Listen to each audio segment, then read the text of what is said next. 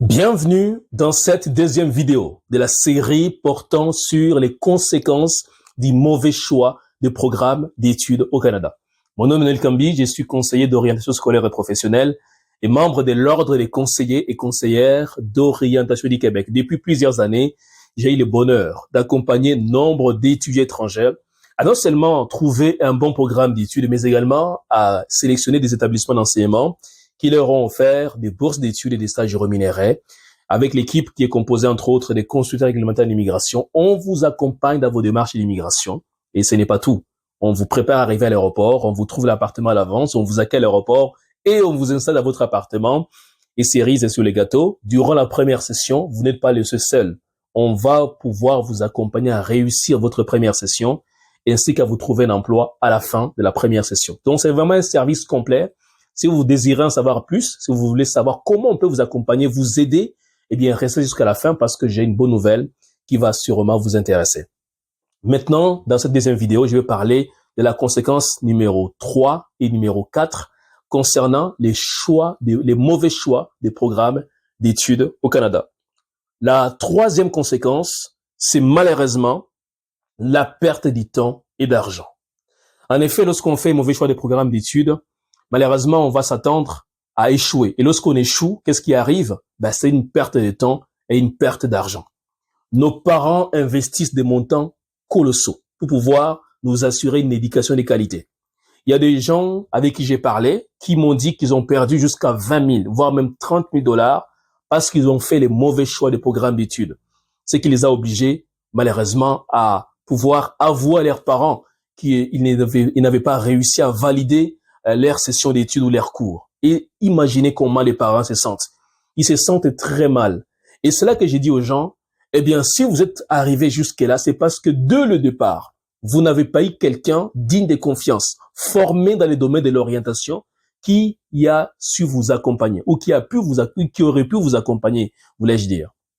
Donc, beaucoup de gens ont perdu du temps, ils ont perdu de l'argent. Je me rappelle de ma propre histoire. J'ai perdu un an entier parce que j'avais choisi d'abord soins infirmiers au collège. Ensuite, j'avais choisi les DEC, donc diplôme d'études collégiales en sciences humaines, profil administration, pour finalement changer de nouveau et me retrouver en administration, plutôt en études internationales. Évidemment, j'ai eu à perdre du temps, de l'argent. J'aurais pu faire autre chose en attendant. Et donc, je sais de quoi je parle parce que je suis passé par là. La quatrième conséquence que je vois souvent les gens connaître, évidemment, lorsqu'ils font un mauvais choix des programmes d'études, c'est le changement des programmes. Les gens vont changer plusieurs fois des programmes. Je vais donner mon exemple. J'ai changé 2 fois de programme au collège.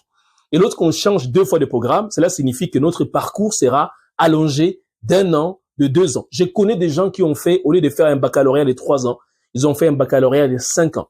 Au lieu de faire un diplôme d'études collégiales de 3 ans, ils ont fait finalement un diplôme d'études collégiales de 5 ans. Imaginez combien d'argent et combien de temps perdu. Tout cela parce que au départ, on a fait un mauvais choix des programmes d'études. J'ai une bonne nouvelle pour vous. Dans quelques jours, on organise un défi de 30 jours, au cours duquel je vais accompagner 10 personnes à mieux se connaître pour choisir un bon programme d'études dans un bon établissement d'enseignement. L'objectif à terme, c'est d'obtenir non seulement une admission, mais aussi des stages rémunérés dans un programme, mais également, évidemment, une bourse d'études. Alors, si vous êtes intéressé par de se faire accompagner, eh bien, on sera heureux de les faire. Tout ce que vous avez à faire, dans la barre de description, retrouvez un lien sur lequel cliquer afin de prendre un rendez-vous de 15 minutes. Vous ne vous engagez à absolument rien. Notre objectif, c'est d'échanger avec vous sur la meilleure manière de vous accompagner. Et si vous êtes qualifié à la fin de l'appel, eh bien, on va pouvoir vous intégrer dans un groupe afin de vous accompagner à réaliser votre rêve de venir étudier ici au Canada. Donc, j'aimerais savoir pour terminer, est-ce que vous pouvez me dire dans les commentaires quel élément vous a intéressé parmi tous ceux dont je vais parler? Si vous n'êtes pas encore abonné, instamment, je vous invite à vous abonner parce que dans les prochains jours, je vais publier des vidéos qui vont concerner la validation des choix des programmes et vous allez voir, c'est assez intéressant. Je vous souhaite une excellente journée et à très bientôt.